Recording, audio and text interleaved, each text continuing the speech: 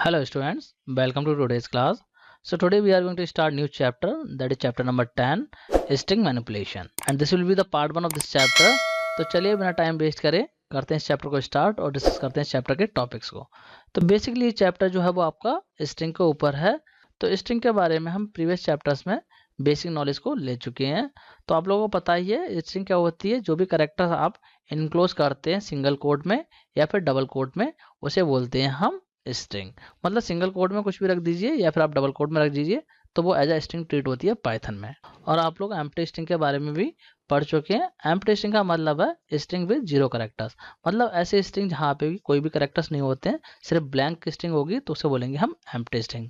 और स्ट्रिंग जो है वो इम्यूटेबल होती है, ये चीज़ मैं आपको ऑलरेडी बता चुका हूँ। तो जैसा कि आप लोगों को पता ही है स्ट्रिंग क्या है, सिक्वेंस है कैरेक्टर्स का। और जो कैरेक्टर्स होते हैं स्ट्रिंग के, उनको क्या होता है, एक आईडी मिला होता है। आईडी बोल सकते हैं आप या फिर बोल सकते हैं इंडेक्स। और ये इंडेक्सेस जो है वो स्टार्ट होते हैं 0 से और कहाँ तक चलते हैं, -1 तक। मतलब क्या है, नेगेटिव इंडेक्सिंग में -1 तक इंडेक्सेस रहते हैं। मतलब जो भी लास्ट करेक्टर होगा उसको -1 मिलेगा। और अगर आप बात करें पॉजिटिव इंडेक्सिंग की, तो उसमें क्या होता है, जो भी स्ट्रिंग की लेंथ होती है उसके अकॉर्डिंग वहाँ तक इंडेक्स मिल जाते हैं। सपोज कि 5 करेक्टर की स्ट्रिंग है तो उसमें क्या होंगे, इंडेक्सेस 0 1 2 3 4 तक मिल जाएंगे। तो आई होप आप लोगों को ये सब नॉलेज ऑलरेडी पता होगी।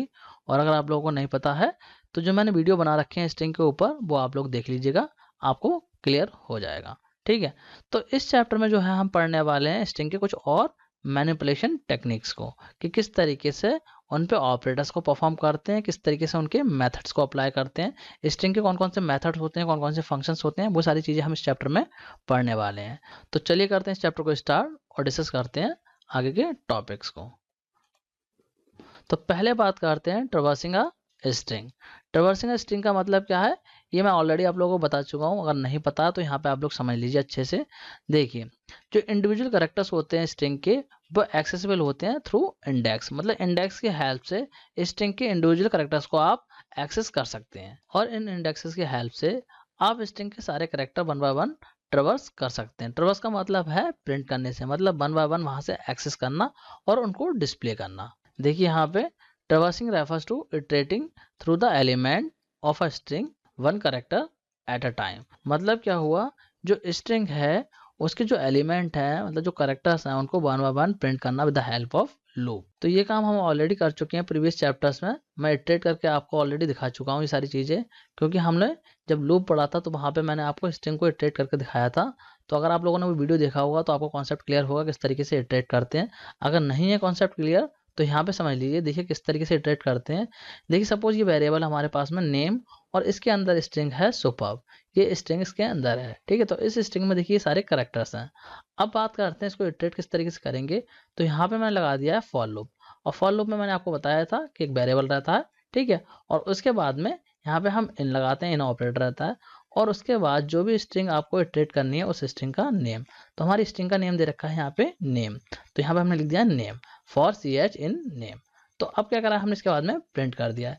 तो क्या होगा, यहाँ से जो कैरेक्टर्स हैं 1 बाय 1 कहाँ जाएंगे, ch के पास। जो ch वेरिएबल है यहाँ पे नेम से 1 बाय 1 कैरेक्टर जाते जाएंगे। एक एक करके यहाँ से कैरेक्टर आएगा और वो प्रिंट होता चला जाएगा। जब ये लूप चलेगा तो यहाँ से एक कैरेक्टर उठाएगा ये और प्रिंट करता चला जाएगा। तो ch के पास सबसे पहले s आएगा, फिर u आएगा, फिर p आएगा, फिर e आएगा, फिर r आएगा एंड देन b आएगा। और ये इस तरीके से प्रिंट होते चले जाएंगे। ch के पास में जो अल्फ़ाबेट होगा वो प्रिंट हो जाएगा। पहले होगा s, उसके बाद में आएगा आपका हाइफन। देखिए यहाँ पे हाइफन लगा रखा है तो ये प्रिंट होगा। और उसके बाद में यहाँ पे स्पेस है तो यहाँ पे स्पेस दे रखा है। इसके बाद में क्या होगा, सेकंड कैरेक्टर जो होगा वो आपका प्रिंट हो जाएगा। इस तरीके से प्रिंट होते चले जाएंगे। तो इसी को बोलते हैं हम ट्रवर्सिंग अ स्ट्रिंग। इसको आप चाहो तो नेक्स्ट लाइन में भी कर सकते हो। अगर आप ये यहाँ पे ये वाला स्टेटमेंट हटा दोगे, जो एंड आर्ग्यूमेंट है इसे अगर आप हटा देंगे तो आपका क्या होगा, जो कैरेक्टर्स हैं आपके सुपर्ब के वो सब आपके नेक्स्ट लाइन में प्रिंट हो जाएंगे। देखिए अगर आपको क्लियर नहीं हुआ तो इसको मैं प्रैक्टिकली करके दिखा देता हूँ। देखिए यहाँ पे मैंने वो कोड लिख दिया है, मैं इसको रन करता हूँ। तो देखिए इस तरीके से हमारा आउटपुट आ रहा है, ठीक है। क्यों आ रहा है, क्योंकि देखिए यहाँ पे ch जो वेरिएबल है इसके पास में फर्स्ट टाइम में s आया है तो यहाँ पे s प्रिंट हो गया है। उसके बाद में देखिए यहाँ पे हाइफन लगा हुआ था तो हाइफन प्रिंट हो रहा है। एंड इसके बाद में स्पेस है तो स्पेस प्रिंट हो रहा है। इसके बाद में अगेन सेकंड लेटर यहाँ से लिया है इसने, तो सेकंड लेटर को प्रिंट कर दिया। उसी तरीके से आपका ये आ गया है, फिर थर्ड लेटर लिया है, फिर 4 लिया है, फिर 5 लिया है। इस तरीके से 1 बाय 1 करके इसने प्रिंट कर दिया है। इसी को बोलते हैं iteration of a string. String को इटरेट करना इसे बोलते हैं। अगर आप इसको नेक्स्ट लाइन में करना चाहते हैं तो आप इसको कर सकते हैं। कैसे करेंगे देखिए, यहाँ पे इस वाले स्टेटमेंट को मैं हटा देता हूँ। यहाँ पे देखिए, तो आप लोग देख सकते हैं नेक्स्ट लाइन में आ रहा है, और यहाँ पे देखिए हाइफन आ रहा है क्योंकि मैंने हाइफन हटाया नहीं है। अगर मैं इस हाइफन को हटा दूंगा तो यहाँ पर हाइफन नहीं आएगा, फिर सारे आपके लेटर्स आएंगे।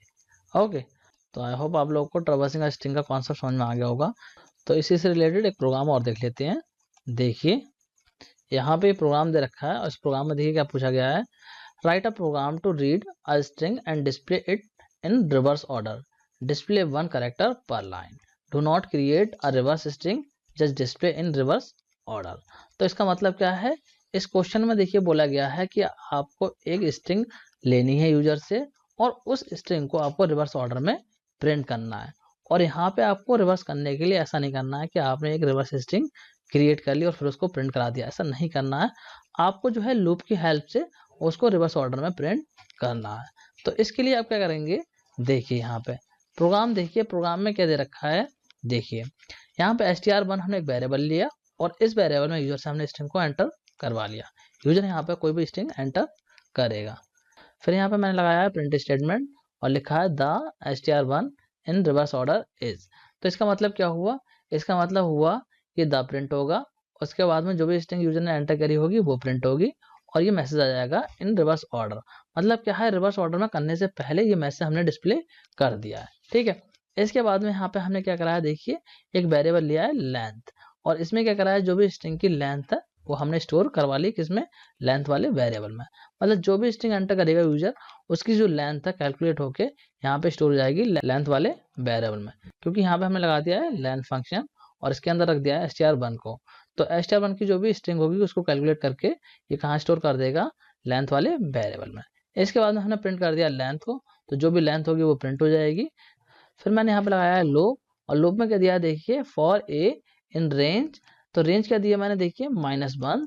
तो -1 से क्या होगी, स्टार्टिंग। तो स्टार्टिंग का मतलब क्या है, जो भी यूजर एंटर करेगा स्ट्रिंग, उसका सबसे लास्ट कैरेक्टर, क्योंकि सबसे लास्ट कैरेक्टर जो होता है वहां पे जो इंडेक्स होता है वो रहता है -1, क्योंकि नेगेटिव इंडेक्सिंग हम यहाँ पे दे रहे हैं। तो सबसे लास्ट कैरेक्टर का नेगेटिव इंडेक्स रहता है -1। और उसके बाद में हमने बोल दिया कहाँ तक चले, ये चले आपका माइनस लेंथ। तो माइनस लेंथ का मतलब है लेंथ कितनी होगी, सपोज कि यूजर ने एंटर करा पाइथन, तो पाइथन में लेंथ क्या होगी, 1 2 3 4 5 6, तो लेंथ होगी 6। तो इसका मतलब है -6। ठीक है, और -6 में हमने कर दिया है -1, तो अब क्या हो जाएगा आपका -7। क्योंकि अगर -6 रखेंगे तो इसका मतलब क्या है, -5 तक चलेगा, क्योंकि अपर लिमिट को ये इंक्लूड नहीं करता है। अगर -6 देंगे तो -5 तक चलेगा। अब हमने -1 कर दिया तो -7 हो गया, तो अब हमारा चलेगा -6 तक।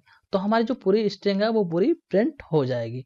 और यहाँ पे हमने दे दिए स्टेपिंग, स्टेपिंग में हमने दे दिया -1, मतलब जो स्टेपिंग हो वो -1 की हो।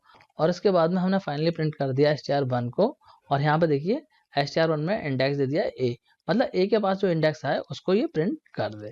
ठीक है, तो किस तरीके से प्रिंट करेगा, देखिए सबसे पहले प्रिंट करेगा n को, क्योंकि यहाँ पे स्टार्टिंग हो रही है -1 से, तो -1 पे क्या होगा, n होगा, फिर आपका o आएगा, h आएगा, t आएगा, y आएगा, p आएगा। ठीक है, इस तरीके से आउटपुट आ जाएगा। और ये 6 क्यों आ रहा है, क्योंकि यहाँ पे देखिए हमने लेंथ को प्रिंट कर रखा है, इसलिए यहाँ पे 6 आ रहा है। आई होप आपको ये प्रोग्राम समझ में आ गया हो किस तरीके से यहाँ पे इटरेशन हो रहा है, या फिर आप कह सकते हैं ट्रैवर्सिंग हो रही है। तो अब बात करते हैं स्ट्रिंग ऑपरेटर्स की। तो स्ट्रिंग ऑपरेटर्स में देखिए कौन कौन से ऑपरेटर्स हैं। तो यहाँ पे हम बात करने वाले हैं डिफरेंट टाइप के ऑपरेटर्स की, जो कि यूज होते हैं स्ट्रिंग को मैनिपुलेट करने के लिए मल्टीपल तरीके से। तो हम बात करेंगे basic operator, plus and multiply की, और membership operator, in and not in की, एंड कंपैरिजन ऑपरेटर्स में जितने भी रिलेशन ऑपरेटर्स होते हैं उन सब की बात करेंगे किस तरीके से स्ट्रिंग में यूज होते हैं। तो पहले बात करते हैं बेसिक ऑपरेटर्स की। तो बेसिक ऑपरेटर जो है हमारे प्लस एंड मल्टीप्लाई हैं। तो इन दोनों ऑपरेटर को आप ऑलरेडी यूज कर चुके हैं एडिशन एंड मल्टीप्लिकेशन के लिए, लेकिन स्ट्रिंग में ये जो है अलग तरीके से यूज होते हैं। जो प्लस होता है वो होता है आपका कॉन्काटेनेशन के लिए, और जो मल्टीप्लिकेशन होता है वो होता है आपका रेप्लिकेशन के लिए। ये मल्टीप्लिकेशन के लिए नहीं होता है, आपका रेप्लिकेशन के लिए होता है। इसी तरीके से जो आपका प्लस है वो भी आपका एडिशन के लिए नहीं होता है, ये होता है आपका कॉन्कैटिनेशन के लिए। तो इन दोनों को डिस्कस कर लेते हैं। तो पहले बात कर लेते हैं प्लस ऑपरेटर की, जो कि हमारा as a concatenation operator work करता है। देखिए, the plus operator create a new string by joining the two operand string. मतलब क्या है, ये जो आपका प्लस ऑपरेटर है, जैसे कि हम कॉन्कैटिनेशन ऑपरेटर बोलते हैं, इसका काम होता है दो स्ट्रिंग को ज्वाइन करना। तो डिफरेंट स्ट्रिंग को ये ज्वाइन कर देता है। किस तरीके से करेगा, देखिए यहाँ पे सपोज कि फर्स्ट स्ट्रिंग है टी और सेकंड स्ट्रिंग है पॉट। तो इन दोनों के बीच में अगर आप लगा देंगे प्लस को, जो कि हमारा कॉन्कैटिनेशन ऑपरेटर है, तो क्या होगा, ये इन दोनों को ज्वाइन कर देगा। आउटपुट क्या आएगा, आउटपुट आएगा आपका टी पॉट। मतलब क्या होगा, दोनों जो स्ट्रिंग होंगी वो ज्वाइन हो जाएंगी। कुछ और एग्जाम्पल देख लेते हैं इसके। देखिए, सपोज कि एक स्ट्रिंग जो है वो हमारी इस तरीके से बना एंड सेकंड जो स्ट्रिंग है वो इस तरीके से बना। इन दोनों के बीच में अगर आप लगाएंगे प्लस को तो आउटपुट आएगा आपका 11। इस तरीके से आपका 11 आ जाएगा। क्यों आएगा 11, क्योंकि देखिए यहाँ पे जो है एडिशन नहीं हो रही है। एडिशन होती तो 2 आ जाता, लेकिन यहाँ पे जो है एडिशन नहीं हो रही है। यहाँ पे क्या हो रहा है, इन दोनों को ज्वाइन कर रहा है, क्योंकि ये भी एक स्ट्रिंग है और ये भी एक स्ट्रिंग है। क्योंकि सिंगल कोड में है तो ये एज ए स्ट्रिंग इसको ट्रीट कर रहा है और दोनों को ज्वाइन कर दे रहा है। इसी तरीके से इसको देखिए, ए है और यहाँ पे देखिए आपका 0 है, तो ए और 0 आपका इस तरीके से आ गया है। एंड यहाँ पे देखिए 1 2 3 है, उसके बाद में ABC है। इन दोनों के बीच में प्लस लगा दिया तो यहाँ पे इस तरीके से 1 2 3 ABC ज्वाइन हो गया है। तो यही काम होता है हमारा प्लस ऑपरेटर का, जिसको कि हम कॉन्कैटिनेशन ऑपरेटर बोलते हैं। कॉन्कैटिनेशन का मतलब सिंपली ज्वाइनिंग से है, मतलब दो स्ट्रिंग को ज्वाइन कर देना, मतलब स्ट्रिंग कॉन्कैटिनेशन। अब बात करते हैं इस ऑपरेटर को यूज करते टाइम हमें किन चीज़ों को ध्यान में रखना है। देखिए, जब भी इस ऑपरेटर को आप यूज़ करेंगे तो आपको एक चीज़ ध्यान में रखनी है कि जो ऑपरेटर है आपका प्लस, ये जो है आपका नंबर्स के साथ में अलग तरीके से वर्क करता है और स्ट्रिंग के साथ में आपका अलग तरीके से वर्क करता है। नंबर्स के साथ में जो है वो आपका एडिशन के लिए यूज होता है और स्ट्रिंग के साथ में यूज होता है कॉन्कैटिनेशन के लिए। मतलब क्या है, स्ट्रिंग को ज्वाइन करने के लिए। लेकिन एक सेम एक्सप्रेशन में आप स्ट्रिंग और नंबर्स को कंबाइन नहीं कर सकते। मतलब क्या है, एक स्ट्रिंग दे रखी हो और एक नंबर दे रखा हो और आप सोचें इन दोनों को ज्वाइन कर दूं, तो ऐसा पॉसिबल नहीं है। देखिए, इसको एग्जांपल की हेल्प से समझते हैं। इस एग्जांपल में देखिए 2 + 3, तो इस तरीके से आपका 5 आ जाएगा। तो ये आपका वैलिड है, इसमें कोई प्रॉब्लम नहीं है, क्योंकि यहाँ पे नंबर्स दे रखे हैं तो नंबर आपके इस तरीके से ऐड हो जाएंगे। इस वाले एक्सप्रेशन को देखिए, यहाँ पे देखिए आपका 2 एंड इसके बाद में +3 है। तो यहाँ पे देखिए ये भी आपकी स्ट्रिंग है और ये भी स्ट्रिंग है, तो इसमें भी कोई प्रॉब्लम नहीं है। आपका आउटपुट आ जाएगा 23। इन दोनों को ज्वाइन कर देगा, क्योंकि यहाँ पे जो है स्ट्रिंग कॉन्कैटिनेशन हो जाएगी। तो ये भी आपका वैलिड है, कोई प्रॉब्लम नहीं है। लेकिन अगर आप एक्सप्रेशन देते हैं इस तरीके से, आपने सपोज कि 2 तो ले लिया स्ट्रिंग में और उसके बाद में 3 दे दिया नंबर में, तो आप सोचें जो स्ट्रिंग है और नंबर है ये दोनों आपके ज्वाइन हो जाएं या फिर आपके ऐड हो जाएं, तो पाइथन में ऐसा करना पॉसिबल नहीं है। ये आपको जनरेट कर देगा एक एरर। देखिए यहाँ पे किस तरीके से एरर आएगा, इस तरीके से आपके सामने एरर आएगा। अगर आप इसको लिख के इस तरीके से रन करेंगे प्रोग्राम को, तो आपके सामने एरर आ जाएगा। यहाँ पे इस तरीके से लिख के type error can not concatenate str and int objects. तो यहाँ पे देखिए क्लियरली इसने एरर दे दिया है कि जो str है और जो इंट ऑब्जेक्ट है दोनों को ये आपका कॉन्कैटिनेट नहीं कर सकता, मतलब दोनों को ज्वाइन ये नहीं कर सकता। इसीलिए यहाँ पे ये एरर जनरेट हो गया है।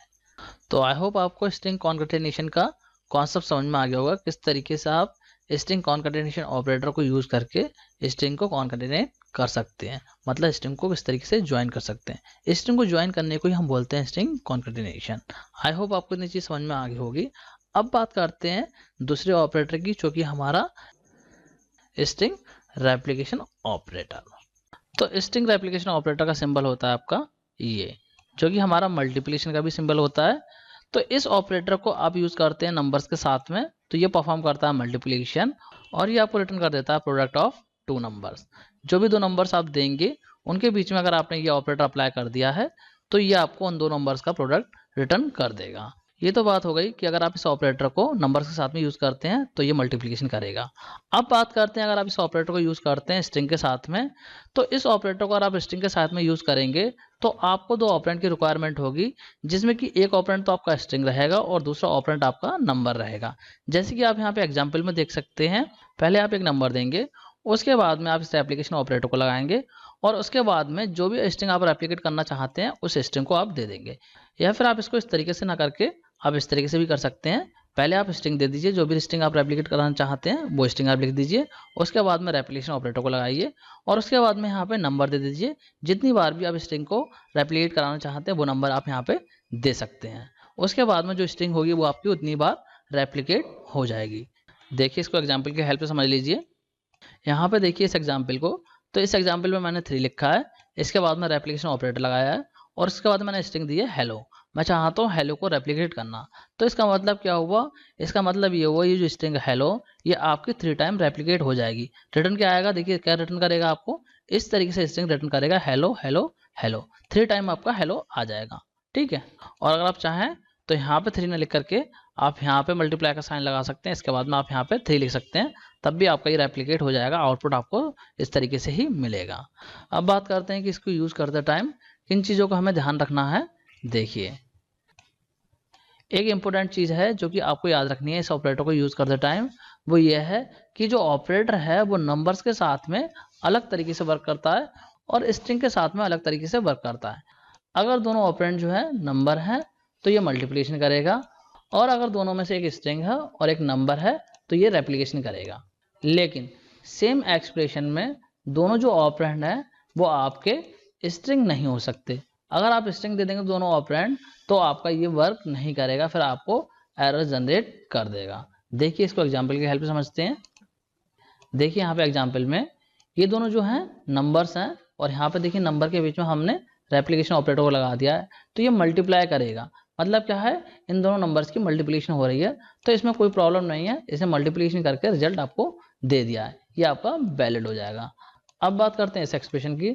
तो इस एक्सप्रेशन में देखिए एक ऑपरेंड तो आपका स्ट्रिंग है और एक ऑपरेंड आपका नंबर है, तो इसमें भी कोई प्रॉब्लम नहीं है। ये क्या करेगा, इस वाले स्ट्रिंग को ये रेप्लिकेट कर देगा 3 टाइम। देखिए यहाँ पे आउटपुट आ रहा है आपका 2 2 2 3 टाइम आ गया है, ठीक है। इस तरीके से आपका 2 जो है 3 टाइम आ गया है, तो ये भी आपका वैलिड है, इसमें भी कोई प्रॉब्लम नहीं है।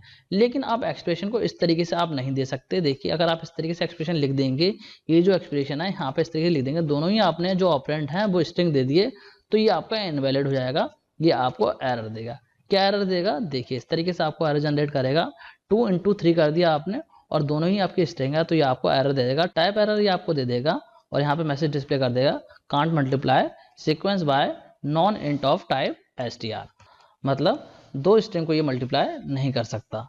इस चीज़ को आपको ध्यान रखना है इस ऑपरेटर का जब भी आप यूज़ करेंगे। तो आई होप आप लोगों को रेप्लिकेशन ऑपरेटर का भी यूज़ समझ में आ गया होगा और मैंने आपको कॉन्कैटिनेशन ऑपरेटर को भी समझा दिया। आई होप आपको वो भी समझ में आ गया होगा। तो चलिए मैं इन दोनों ऑपरेटर को आपको प्रैक्टिकली भी करके दिखा देता हूँ, जिससे कि आपको कॉन्सेप्ट और ज़्यादा क्लियर हो जाए।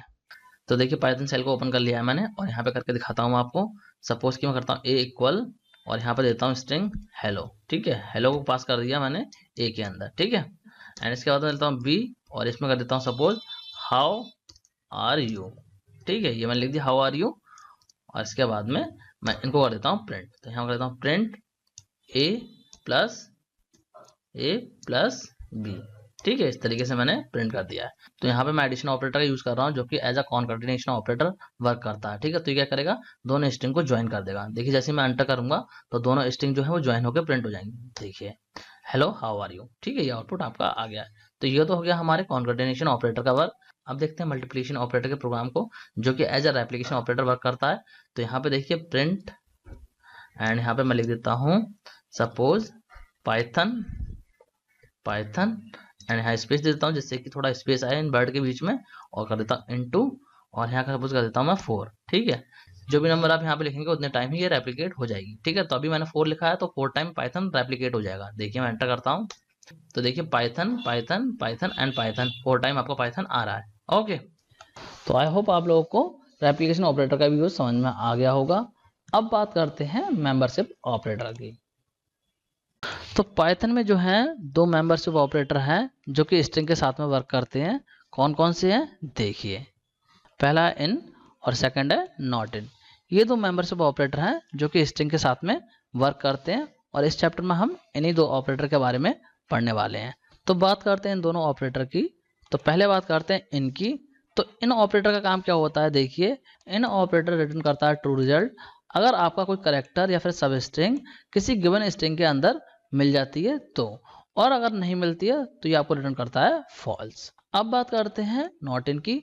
तो नॉट इन में क्या होता है, ये आपको रिटर्न करता है ट्रू रिजल्ट अगर कोई करेक्टर या फिर सब स्ट्रिंग किसी गिवन स्ट्रिंग के अंदर नहीं मिलती है। इस चीज़ का ध्यान रखिए, यहाँ पे मिलती है तो आपको ट्रू देगा, लेकिन नॉट इन में नहीं मिलेगी तो ट्रू देगा। अगर उसके अंदर मिल जाएगी तो आपको देगा ये फॉल्स। यहाँ पे नहीं मिल रही थी तो आपको फॉल्स दे रहा था, लेकिन यहाँ पे अगर मिल जाएगी तो आपको फॉल्स देगा। तो आई होप आपको इतनी चीज़ समझ में आ गई होगी। और इसमें एक चीज़ और ध्यान देने वाली है, इसमें जो ऑपरेंड होंगे वो दोनों ही ऑपरेंड आपके स्ट्रिंग टाइप के होंगे। इस चीज़ का ध्यान रखिएगा। आप ऐसा नहीं कर सकते एक स्ट्रिंग टाइप का है और दूसरा आपने दूसरे टाइप का दे दिया तो आपका गलत हो जाएगा। यहाँ पे दोनों ही ऑपरेंड जो है वो स्ट्रिंग टाइप के रहेंगे। जैसे कि यहाँ पे आप सिंटैक्स में देख सकते हैं, सिंटैक्स में आप पहले लिखेंगे स्ट्रिंग, फिर लगाएंगे आप इन ऑपरेटर, और उसके बाद में जिस स्ट्रिंग में भी आपको फाइंड करना है वो स्ट्रिंग आप देंगे। नॉट इन का भी ऐसे रहेगा। देखिए यहाँ पे इस तरीके से स्ट्रिंग लिखेंगे, नॉट इन लगाएंगे और फिर आप स्ट्रिंग दे देंगे। देखिए इसको एग्जाम्पल की हेल्प से समझ लीजिए। यहाँ पे देखिए एक स्ट्रिंग है और इस ए स्ट्रिंग को मैं फाइंड कर रहा हूँ इस XYZ जो स्ट्रिंग है इसके अंदर। अगर इस वाली स्ट्रिंग के अंदर ए है तो ये रिटर्न करेगा ट्रू, और अगर नहीं है तो रिटर्न कर देगा फॉल्स। तो इस केस में देखिए यहाँ पे ए नहीं है तो ये रिटर्न करेगा फॉल्स। ओके, इसी तरीके से नॉट इन की बात कर लेते हैं। नॉट इन में देखिए क्या है, ए नॉट इन XYZ।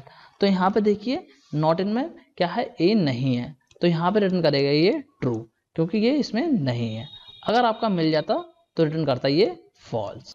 तो आई होप आप लोगों को मेंबरशिप ऑपरेटर का यूज समझ में आ रहा होगा। इसको और क्लियरली कुछ और एग्जाम्पल के हेल्प से समझ लेते हैं। देखिए यहाँ पे इस एग्जाम्पल में देखिए एच इन हेलो, तो क्या आउटपुट आएगा, ट्रू। क्यों आएगा, क्योंकि यहाँ पे देखिए एच जो है इस हेलो वाली स्ट्रिंग में है तो आपको मिल जाएगा ट्रू, क्योंकि यहाँ पे हमने यूज करा है इन ऑपरेटर। मिल जाता है तो इन ऑपरेटर में आता है ट्रू। अब बात करते हैं डेल इन इंडिया, तो यहाँ पे आएगा फॉल्स, क्योंकि डेल जो है वो इंडिया वाली स्ट्रिंग के अंदर नहीं है। इसी तरीके से जैप इन जापान, तो जापान स्ट्रिंग के अंदर जैप है तो आपका ट्रू आएगा।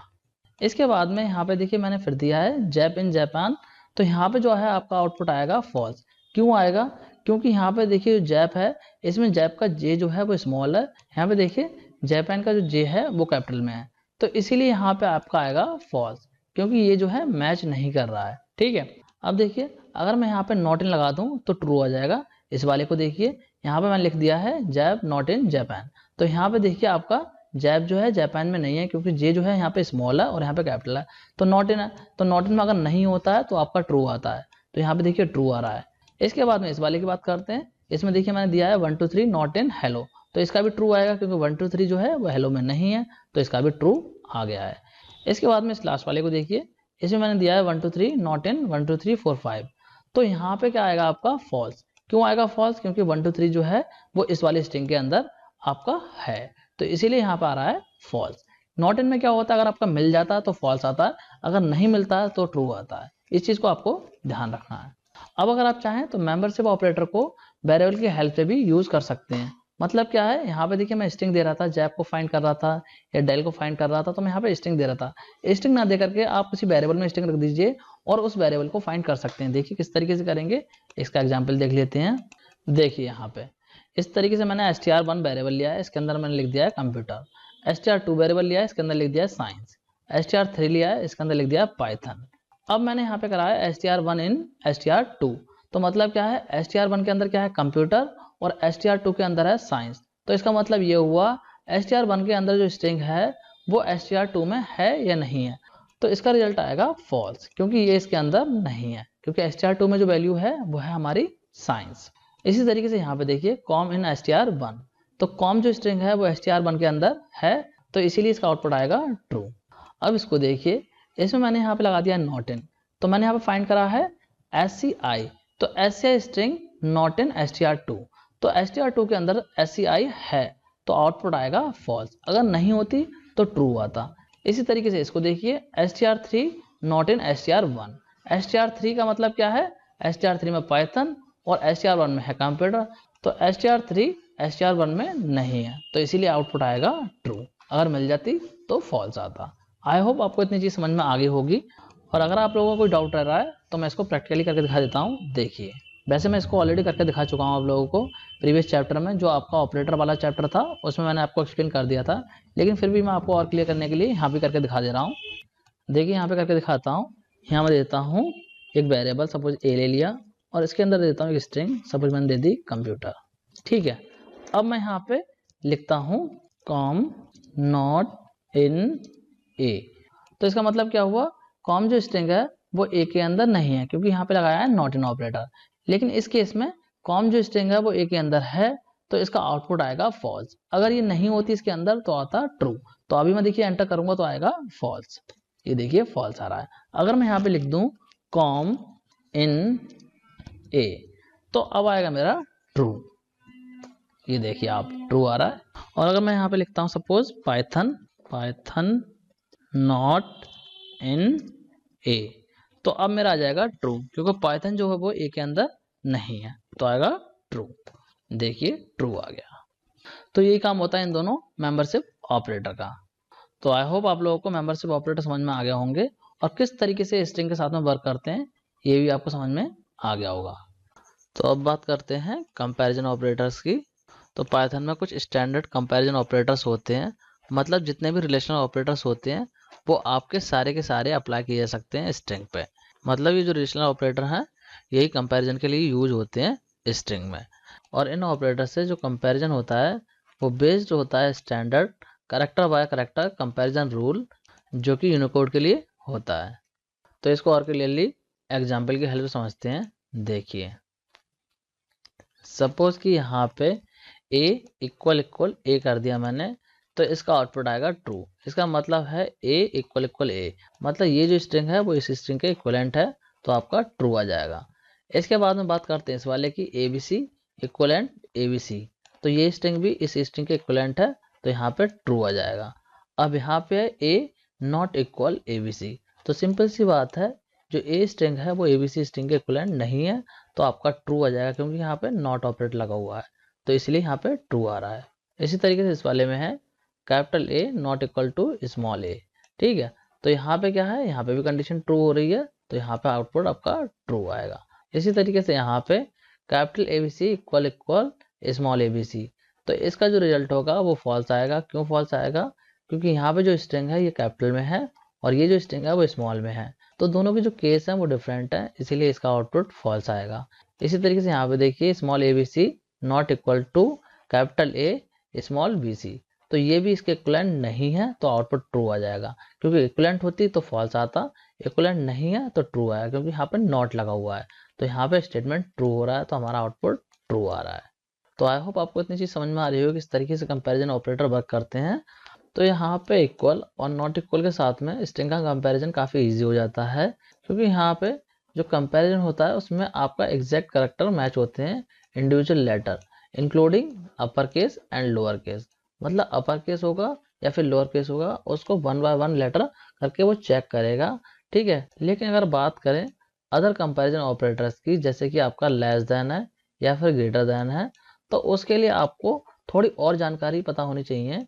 जैसे कि आपको यूनिकोड वैल्यू के बारे में आपको पता होना चाहिए कि किस तरीके से यूनिकोड वैल्यू वर्क करती हैं, जिनको कि हम बोलते हैं ऑर्डिनल वैल्यूज। तो चलिए कुछ मोस्ट कॉमन कैरेक्टर्स और उनकी ऑर्डिनल वैल्यू को डिस्कस कर लेते हैं। एंड मोस्टली कैरेक्टर्स के लिए ASCII कोड वैल्यू और यूनिकोड वैल्यू जो है वो सेम होती हैं। ठीक है, तो चलिए इसको देख लेते हैं। तो यहाँ पे देख सकते हैं आप इस टेबल को, ये कैरेक्टर्स हैं और इनके ऑर्डिनल वैल्यू ये हैं। जैसे कि अगर बात करें 0 to 9 की, तो 0 to 9 के लिए ऑर्डिनल वैल्यू होती है 48 से 57 तक। मतलब क्या है, 0 को मिलेगी 48, 1 को मिलेगी 49, इस तरीके से इंक्रीमेंट होते हुए चले जाएंगी 57 तक। एंड अगर बात करें capital A to capital Z की, तो इनको ऑर्डिनल वैल्यू मिलती है 65 से लेके 90 तक। मतलब यहाँ तक वैल्यू मिलती है। ठीक है, मतलब A को मिलेगी 65, B को मिलेगी 66, इस तरीके से आगे बढ़ती चली जाएंगी। ये चीज़ मैं आपको ऑलरेडी समझा चुका हूँ। जो ASCII वाला चैप्टर था उसमें मैंने आपको समझाया था, जो नंबर सिस्टम वाला चैप्टर था उसमें ये सारी चीज़ें मैंने आपको एक्सप्लेन करी थी। अगर आप लोगों ने वो वीडियो नहीं देखा तो आप लोग देख लीजिएगा, आपके इससे रिलेटेड सारे डाउट क्लियर हो जाएंगे। ठीक है, अब बात करते हैं स्मॉल A to Z की। तो स्मॉल A to Z को मिलती है वैल्यू 97 से 122 तक। मतलब क्या है, स्मॉल ए को मिलेगी 97, स्मॉल बी को मिलेगी 98, इस तरीके से इंक्रीमेंट होते हुए कहाँ तक जाएंगी 122, मतलब जो जेड होगा उसको मिलेगी 122। तो इस टेबल को देख के आप आइडिया लगा सकते हैं कि जो टेबल है यहाँ पे जो अपर केस लेटर हैं वो आपके स्मॉल हैं as compare to small letters. आप अगर देखेंगे तो ऑर्डिनल वैल्यू जो है कैपिटल लेटर्स की कम है और जो स्मॉल लेटर हैं उनकी ऑर्डिनल वैल्यू ज़्यादा है। तो इसीलिए जो अपर केस लेटर हैं उनको स्मॉलर कंसिडर किया जाता है as compare to lower case letters, क्योंकि लोअर केस जो लेटर्स हैं उनको जो ऑर्डिनल वैल्यू मिली हुई है वो हाईएस्ट है as compare to capital letters. तो इसको एग्जाम्पल से समझिए, देखिए यहाँ पे small A is less than capital A. तो स्मॉल ए जो है वो लेस देन कैपिटल ए है, तो ये स्टेटमेंट ट्रू है या फॉल्स है? ये स्टेटमेंट फॉल्स है, क्योंकि यहाँ पे जो स्मॉल ए है इसकी ऑर्डिनल वैल्यू जो है कैपिटल ए से ज़्यादा है, तो इसीलिए ये जो है आपका फॉल्स हो जाएगा।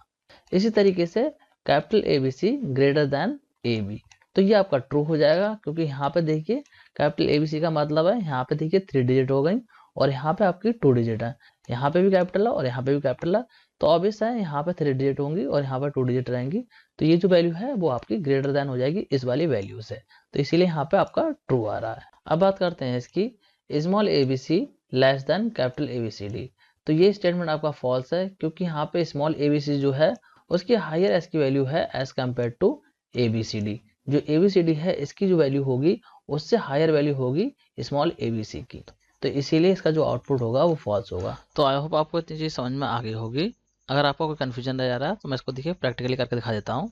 देखिए यहाँ पे करके दिखाता हूँ मैं यहाँ पे देता हूँ स्ट्रिंग ए एंड मैं देता हूँ इक्वल इक्वल सपोज बी, ठीक है, तो यहाँ पे आएगा मेरा फॉल्स, क्योंकि ए जो स्ट्रिंग है वो बी के इक्वलेंट नहीं है, तो देखिए फॉल्स आ रहा है। और अगर मैं यहाँ पे देता हूँ A B C equal equal A B C, तो अब आ जाएगा मेरा ट्रू।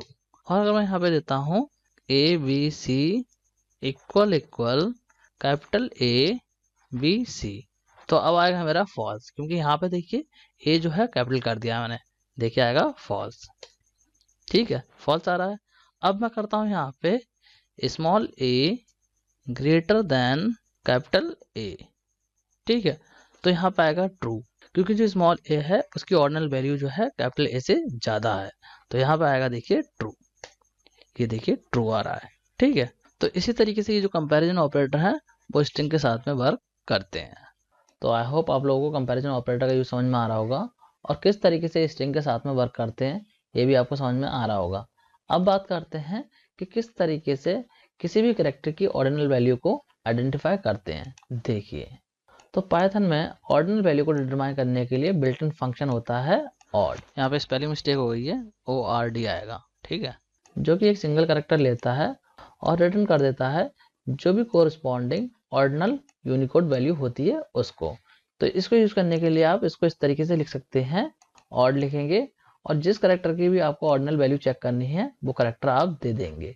जैसे कि यहाँ पे आप देख सकते हैं, सपोज कि मुझे ए लेटर की ऑर्डिनल वैल्यू चेक करनी है, तो मैं लिखूंगा ऑड और यहाँ पे पैरेंथेसिस के अंदर दे दूंगा ए, तो जैसे ही मैं एंटर करूंगा तो ऑर्डिनल वैल्यू बता देगा ए की। अगर मैं पाइथन सेल में चलाऊंगा तो डायरेक्टली बता देगा, अगर मैं स्क्रिप्ट मोड में चला रहा हूँ तो मुझे प्रिंट करना पड़ेगा। देखिए यहाँ पे मैंने लिखा है ऑड और ए लिखा है, तो इसकी ऑर्डिनल वैल्यू इसने प्रिंट कर दी है 65। एंड इस फंक्शन को यूज करते टाइम आपको बस एक चीज माइंड में रखनी है कि जो ऑड फंक्शन है वो सिंगल कैरेक्टर को लेता है, मतलब एक ही कैरेक्टर लेगा एक बार में, ऐसा नहीं कि आप 2-3 कैरेक्टर एक बार में दे दें, सिर्फ एक कैरेक्टर एक टाइम में आप दे सकते हैं। उसमें आप कुछ भी दे सकते हैं, चाहे वो आप एस्केप सीक्वेंस देना चाहें तो वो भी आप दे सकते हैं। तो ये तो बात हो गई किसी कैरेक्टर की हमें ऑर्डिनल वैल्यू चेक करनी है, मतलब कि जो एस की वैल्यू है वो चेक करनी है, तो हम कर सकते हैं ऑड फंक्शन की हेल्प से। अगर हमारे पास में कोई ऑर्डिनल वैल्यू है और हमें पता करना है उसका कैरेक्टर, तो वो हम किस तरीके से करेंगे, देखिए। इस काम को करने के लिए ऑड फंक्शन का एक अपोजिट फंक्शन होता है जो कि है कैर। जैसे ऑड फंक्शन जो है ऑर्डिनल वैल्यू को रिटर्न करता है किसी भी कैरेक्टर की, उसी तरीके से कैर फंक्शन जो है ऑर्डिनल वैल्यू को लेता है और उसके कोरिस्पॉन्डिंग कैरेक्टर को रिटर्न कर देता है। किस तरीके से लिखेंगे, देखिए, आप लिखेंगे कैर और उसके बाद में जो भी वैल्यू है आपके पास में ऑर्डिनल वैल्यू वो आप यहाँ पे दे सकते हैं। किस तरीके से देंगे, देखिए यहाँ पे एग्जाम्पल में देख सकते हैं, यहाँ पे आप लिखेंगे कैर, सपोज आपके पास में 65 है तो आपने 65 लिख दिया इस तरीके से। जैसे एंटर करेंगे तो आपका आ जाएगा ए, जो भी यहाँ पे 65 के लिए करेक्टर है वो आपका डिस्प्ले हो जाएगा। जैसे कि यहाँ पे 97 करा है तो स्मॉल ए आ गया है। तो इस तरीके से आप किसी भी ऑर्डिनल वैल्यू का करेक्टर चेक कर सकते हैं। तो देखिए इसको मैं प्रैक्टिकली भी करके दिखा देता हूँ। देखिए यहाँ पे करके दिखाता हूँ मैं आपको। यहाँ पे मैं चेक करता हूँ सपोज कैपिटल ए के लिए, तो मैं लिखता हूँ ORD, ठीक है। इसके बाद मैं पैरेंथेसिस लगाता हूँ और यहाँ पे देता हूँ कैपिटल ए, एंटर करता हूँ। तो इसके लिए जो भी ऑर्डिनल वैल्यू होगी वो प्रिंट कर देगा। देखिए 65 आ गया। अब मैं देता हूँ यहाँ पे स्मॉल ए के लिए ORD और यहाँ देता हूँ मैं स्मॉल ए, एंड करता हूँ मैं एंटर। तो देखिए 97 आ गया है। अब देखते हैं कि अगर आपके पास में ऑर्डिनल वैल्यू है उससे आपको करेक्टर पता करना हो तो किस तरीके से करेंगे। देखिए यहाँ पे मैं लिखता हूँ कैल एंड मैं पता करना चाहता हूँ सपोज 97 के लिए, ठीक है। और इसके बाद मैं एंटर कर देता हूँ। तो यहाँ पे एरर आ गया है, तो मैंने कुछ मिस्टेक कर दी है। मिस्टेक ये है मैंने CHAR लगा दिया है, ए नहीं लगेगा इसमें, CHR आएगा, ठीक है। मैं दोबारा से करता हूँ इसको। मैं यहाँ पे देता हूँ CHR और मैं यहाँ पे लिखता हूँ 97 एंड अब मैं करता हूँ एंटर। तो देखिए ए आ गया है। किसी और वैल्यू के लिए करेक्टर चेक कर लेते हैं। मैं लिख देता हूँ CHR और यहाँ पे देता हूँ सपोज 98, ठीक है। एंटर करता हूँ तो देखिए बी आ गया है। तो आई होप आप लोगों को समझ में आ गया होगा किसी भी करेक्टर की ऑर्डिनल वैल्यू कैसे चेक करते हैं, और अगर आपके पास में ऑर्डिनल वैल्यू है तो उससे करेक्टर कैसे चेक करते हैं। तो अब बात करते हैं स्ट्रिंग स्लाइसिंग की, कि अगर हमें किसी स्ट्रिंग को स्लाइस करना हो तो किस तरीके से करेंगे, उसको डिस्कस करते हैं। तो स्टूडेंट स्ट्रिंग स्लाइसिंग को हम डिस्कस करेंगे नेक्स्ट वीडियो में। आज का ये वीडियो ऑलरेडी काफ़ी लंबा हो चुका है, तो आज की इस वीडियो को यहीं पे एंड करते हैं। नेक्स्ट वीडियो को यहीं से कंटिन्यू करेंगे। So student that's it for this video. Thanks for watching.